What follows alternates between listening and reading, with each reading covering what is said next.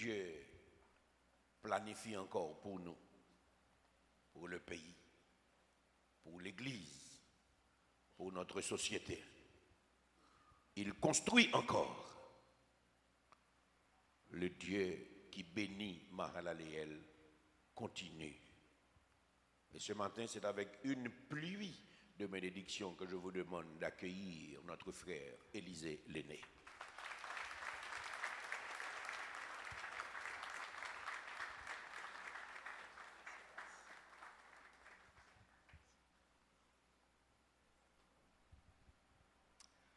Béni soit celui qui vient au nom du Seigneur.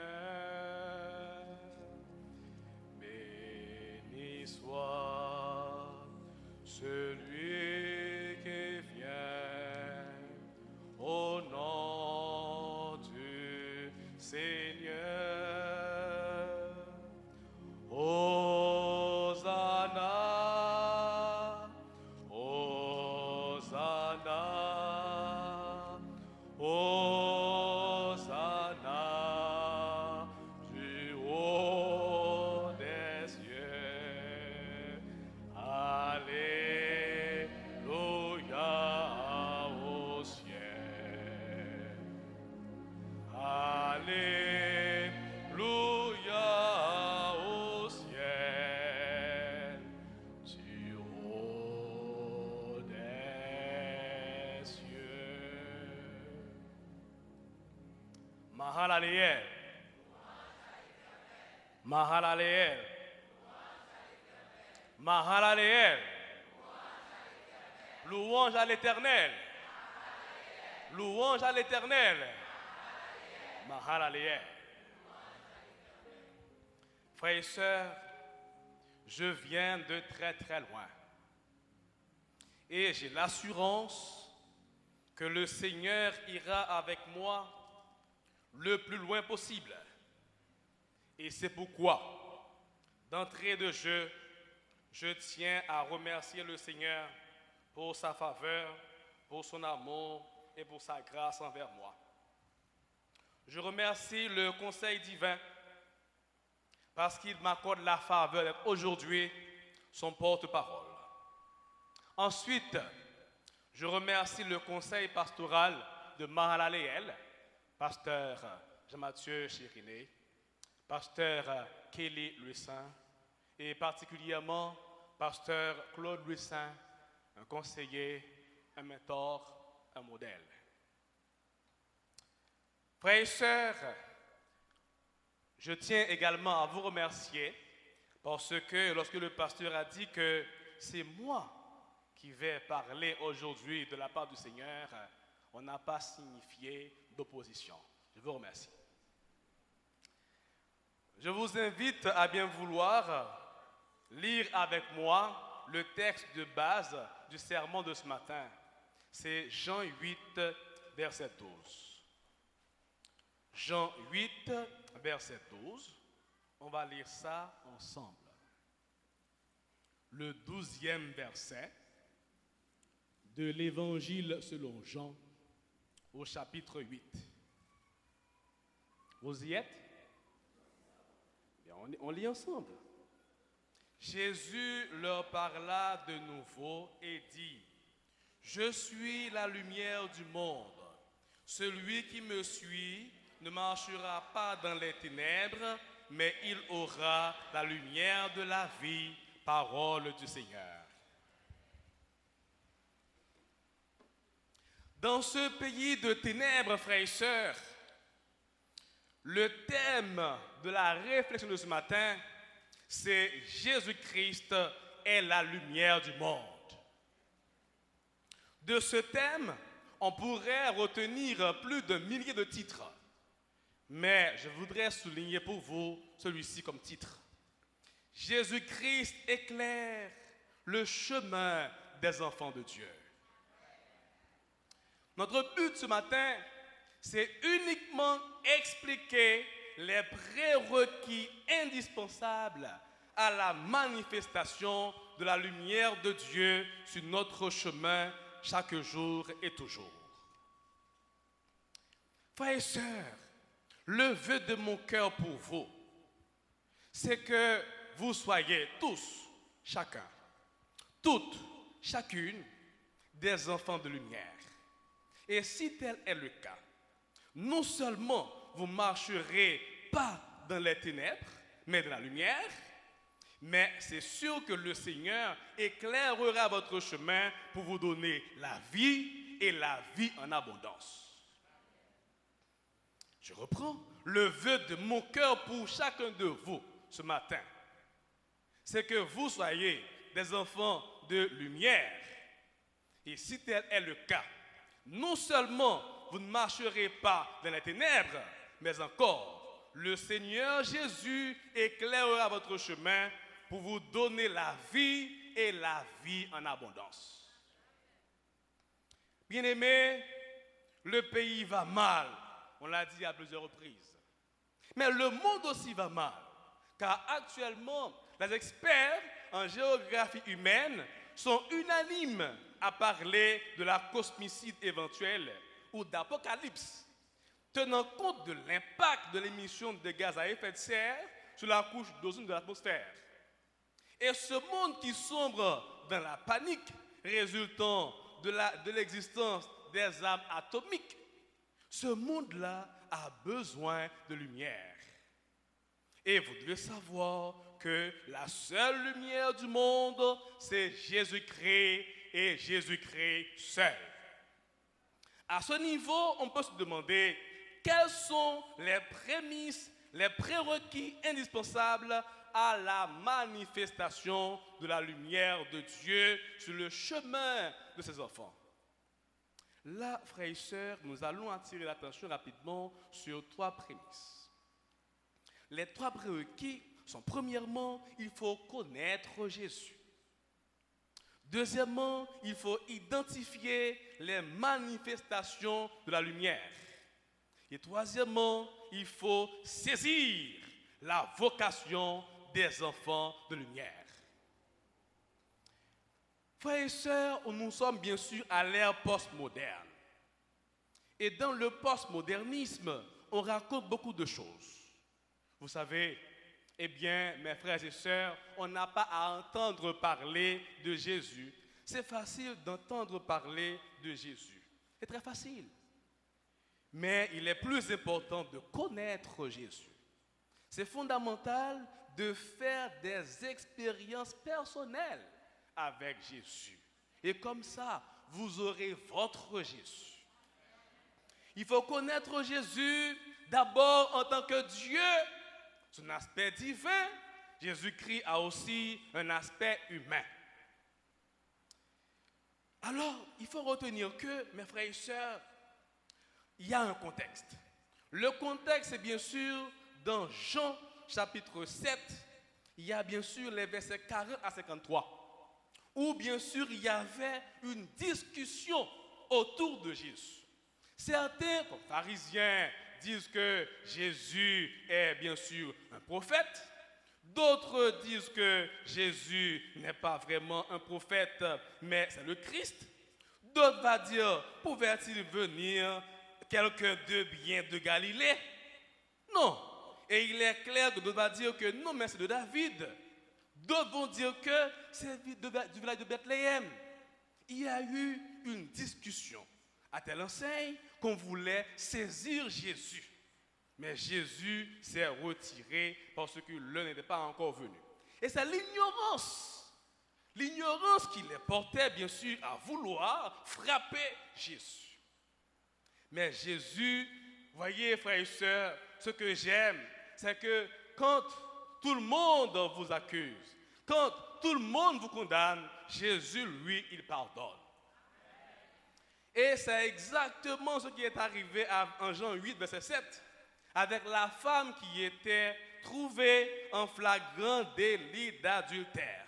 Regardez, verset 7, Jean 8, verset 7.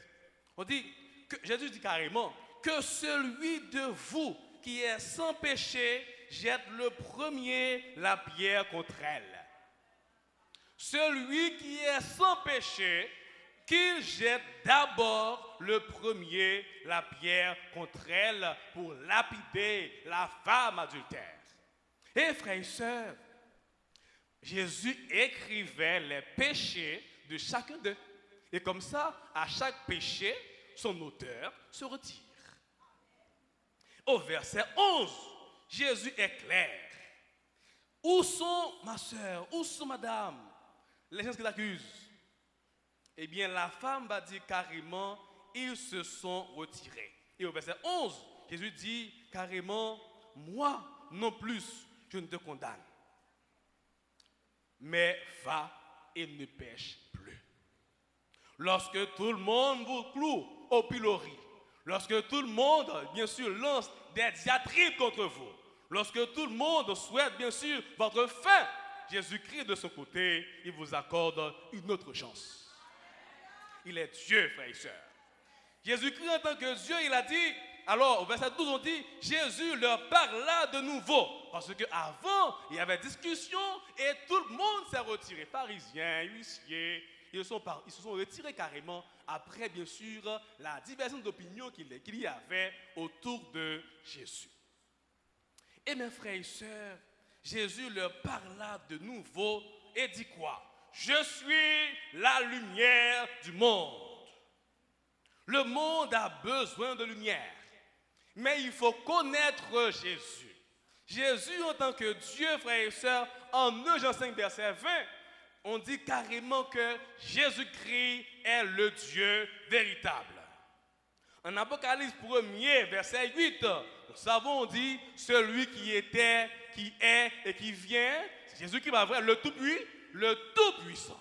Jésus-Christ a toutes les caractéristiques divines. Il est Dieu, il est Tout-Puissant.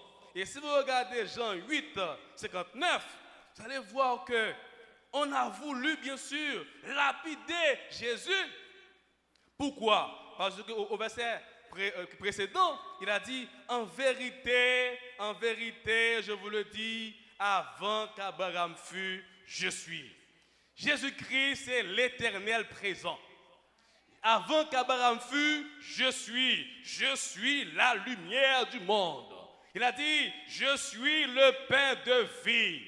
Voyez, Karl Marx a dit quoi? Donnez aux hommes du pain et de l'eau et ils seront heureux. Moi, je vous dis non. Donnez à un homme Jésus et il sera heureux. Pourquoi? C'est parce que après le pain de Karl Marx, après avoir fini de manger, on aura encore faim. Avec Jésus, on n'aura plus jamais faim. Après l'eau de Karl Marx, on aura bien sûr à étancher de nouvelles soifs. Mais avec Jésus, on sera heureux. Et il est clair que, frères et sœurs, Jésus-Christ est capable de nous rendre heureux. Non seulement il est l'éternel présent, il est bien sûr le Tout-Puissant, Jésus-Christ a des caractéristiques divines, mais il est aussi humain. Jean 1er, verset 14. Jean 1er, verset 14. La Bible dit, la parole a été faite chair et elle a habité parmi nous, pleine de grâce et de vérité.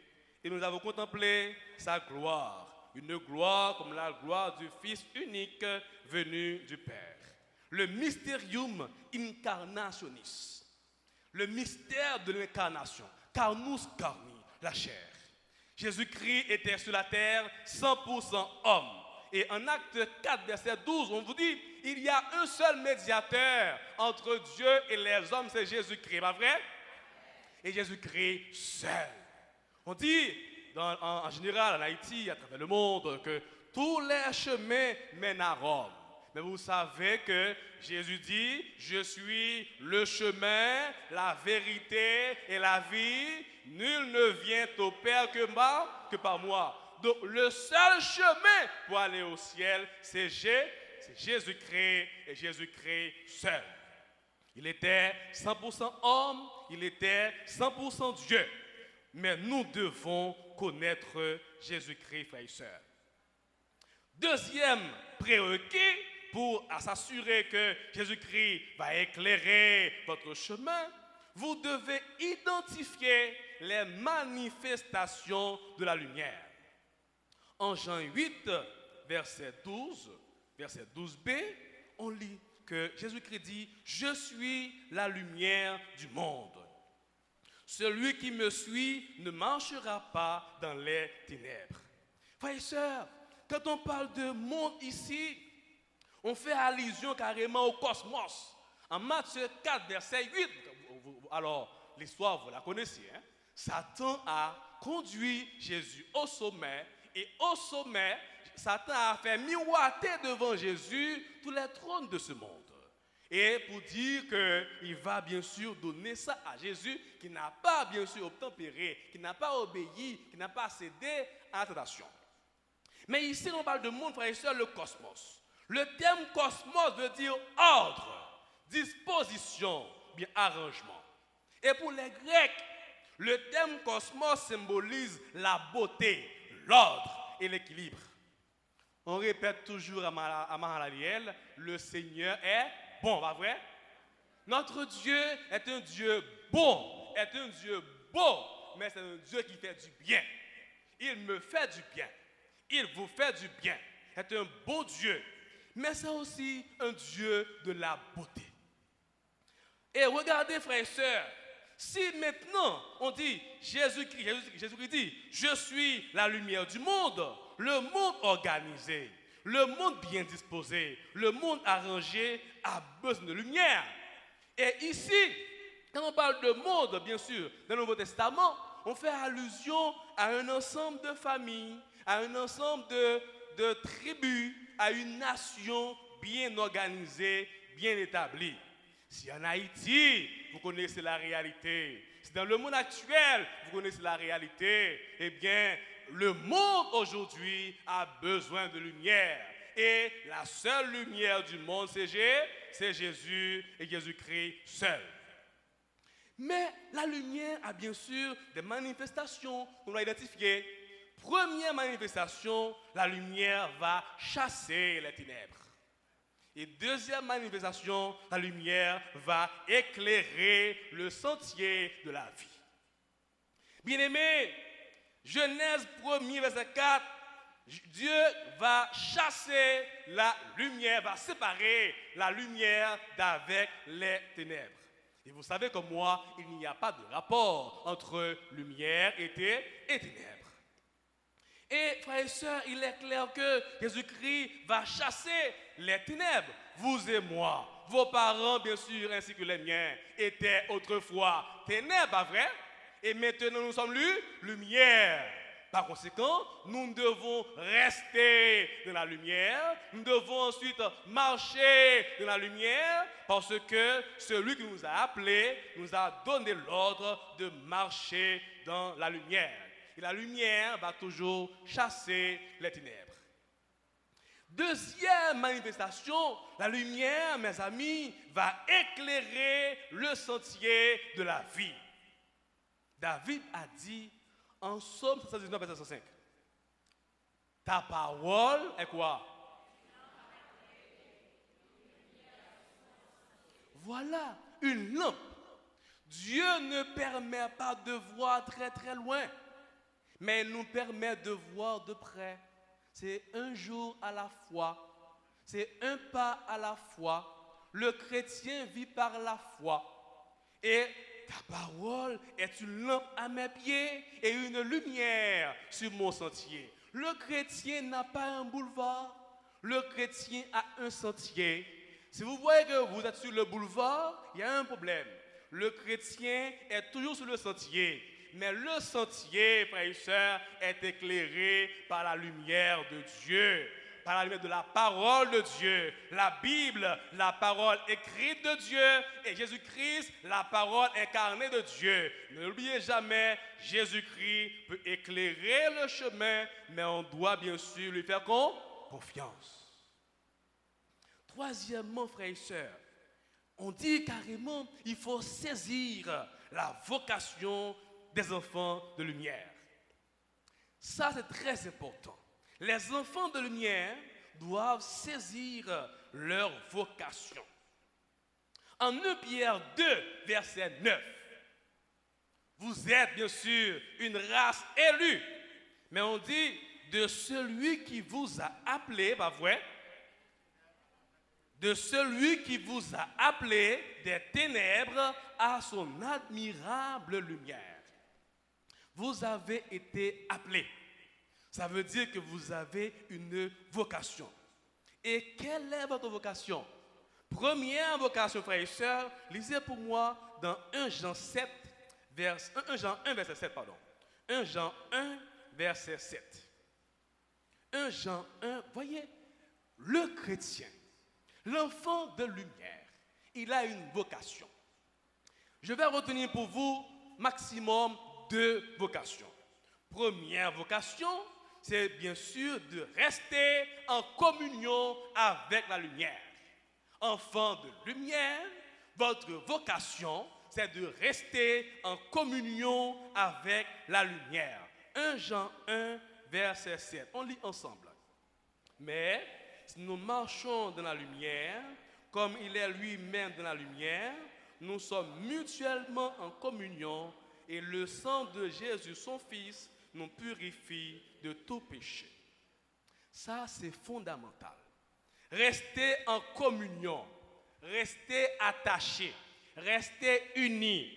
Avec qui? Avec Jésus. Nous sommes mutuellement en communion avec Jésus. Vous avez été passé, pardon, vous avez été appelé, on vous a appelé, vous êtes passé des ténèbres à la lumière. Maintenant que vous êtes lumière, il va produire des fruits dignes des lumières, mais surtout, il faut rester en communion avec la lumière. Et vous savez comme moi que la seule lumière du monde, c'est Jésus-Christ et Jésus-Christ seul.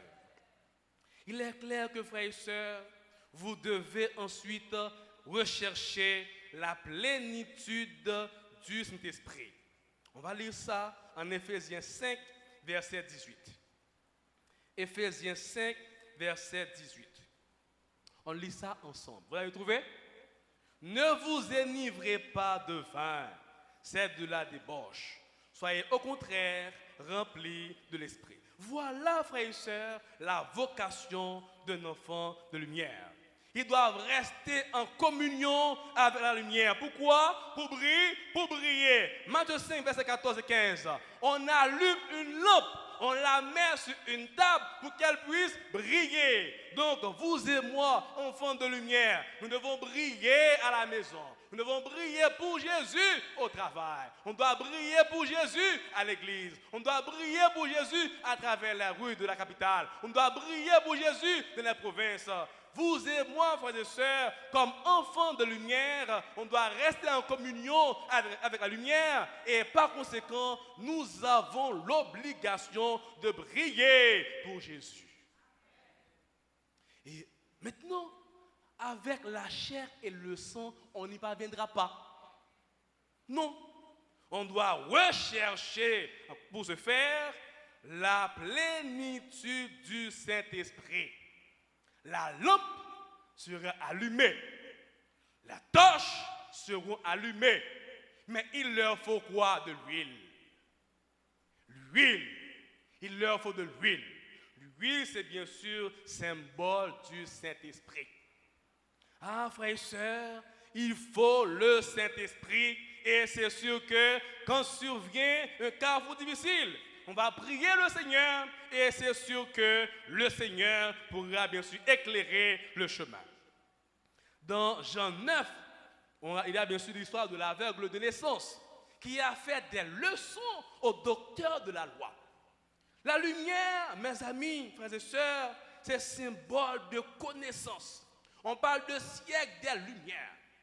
Je dois vous dire qu'en dehors de Jésus, on n'a pas de connaissance. Ah oui, les lettrés haïtiens intellectuels, hommes d'État, qui savent bien lire et écrire, n'ont pas peur d'aller se faire baigner dans des bassins d'eau verte, stagnante, remplis de microbes en quête de chance. Qui donne du bien? Bako yo kale yo. Yo ba yo boire pipi. Bako yo craché dans la figure. Bon, quand yo couché, mesdames, yo relé au papa. En dehors de Jésus-Christ, frères et sœurs, il n'y a pas de connaissance. Et je dois vous dire très bien que Jésus-Christ peut éclairer votre chemin. Il est capable, il est fidèle, il peut éclairer votre chemin. Et Dieu seul sait combien de fois vous et moi, on a été bien sûr exposés à des carrefours difficiles. Et le Seigneur nous a permis de voir clair. On raconte l'histoire de médecin. Le médecin étranger qui avait un patient qui était gravement malade. Le patient est malade, a envoyé un parent. Le parent est venu et arrivé, bien sûr, le parent, maintenant, frères et sœurs, a expliqué le cas au médecin traitant. Et le médecin a donné un médicament pour guérir la personne sur le champ. Mais il y avait 2 médicaments au même endroit. Un médicament pour tuer automatiquement et un médicament pour guérir automatiquement. Et c'est à l'étranger, c'est pas en Haïti.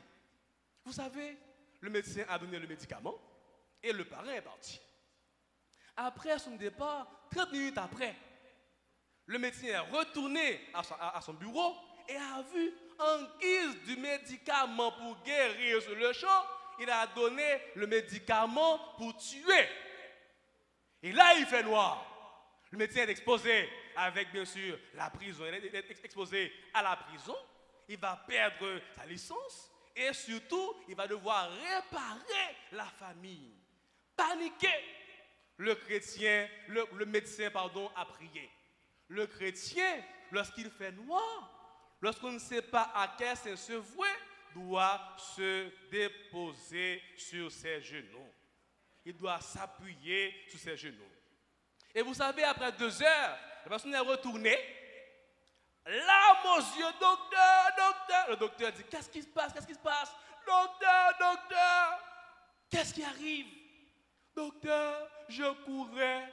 Là, le médicament était dans une bouteille. J'ai heurté une pierre. La bouteille est brisée et j'ai perdu le médicament. Le docteur de dire, béni soit l'Éternel, qui me fait voir clair. Mon ami, j'ai donné le médicament tuatoire. Maintenant, prends le médicament et va guérir ton enfant.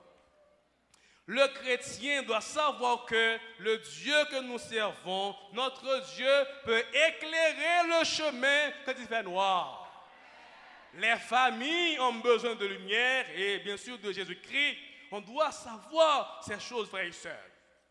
Alors, laissez-moi vous dire très rapidement, frères et sœurs, bien-aimés, Jésus-Christ est la lumière du monde. Il peut éclairer le chemin de tous les enfants de Dieu. Cependant, il y a 3 prérequis. Premièrement, il faut connaître Jésus-Christ dans son aspect divin, dans son aspect humain. Deuxièmement, vous devez identifier les manifestations de la lumière, à savoir chasser les ténèbres d'abord et ensuite éclairer le chemin de la vie des enfants de Dieu. Troisièmement, il est nécessaire de saisir les vocations des enfants de lumière. D'une part, les enfants de lumière doivent rester en communion avec la lumière et d'autre part, ils doivent rechercher la plénitude du Saint-Esprit. Bien-aimés frères et sœurs, vous êtes des enfants de lumière ou bien de ténèbres? Vous avez la réponse. Mais en Jean 8, verset 13, jusqu'à la fin, il y a eu une discussion. Les pharisiens à Jérusalem voulaient bien sûr lapider Jésus. C'était à Jérusalem. Maintenant, on est où ça? On est en Haïti, pas vrai? À Delma. On est à Mahalaleel. Si Jésus arrive maintenant, les pharisiens disaient à Jésus, tu te dis être lumière, tu rends témoignage de toi, tu es faux, tu mens, c'est pas vrai. Et Jésus-Christ lui a dit, mon témoignage est vrai. Le Père rend témoignage de moi, je rends témoignage de moi, donc dans votre loi, c'est vrai. Oh, les pharisiens sont fâchés. Les pharisiens sont mécontents. Toi, si Jésus arrive ce matin à l'église, Quelle est ta réputation? Que pense le pasteur de toi? Tu as un bon témoignage à ses yeux? C'est bon. Que pensent les disciples de toi? Tu as un bon témoignage? C'est bon. Mais la question d'hier soir, dans la Sainte Seine, le pasteur l'a dit. Qu'est-ce que Dieu voit lorsqu'il vous regarde? Comment Dieu vous voit, frères et sœurs? Comment Dieu vous voit? Quel est votre témoignage aux yeux de Dieu? Si toi qui es là, qui me regarde, tu as un bon témoignage, c'est bon. Si tel n'est pas le cas, vous devez vous améliorer. Mais il est clair que, frères et sœurs, si tu es là et que tu n'as pas encore Jésus, Mahalaleel te plaint. Je te plains. Parce que c'est seul Jésus qui peut inscrire votre nom dans le ciel. C'est seul Jésus qui est la vie, qui peut aussi vous garantir sur la terre la vie et la vie en abondance. Par contre, si tu es un enfant de lumière, à l'instar de tous les chrétiens évangéliques, tu pourras chanter avec fierté: Jésus, ta sainte présence est la source du bonheur. Dans la joie ou la souffrance, elle est le repos du cœur. Fais briller sur moi ta face. Ô Jésus, agneau de Dieu, à tes pieds, c'est ma place. Près de toi, mon ciel est bleu. Près de toi, mon chemin est clair. Près de toi, il y a de la lumière. Près de toi, Seigneur, il y a la vie. Et frères et sœurs, en attendant le retour glorieux du Seigneur, qu'il en soit ainsi pour chacun de nous ici présents.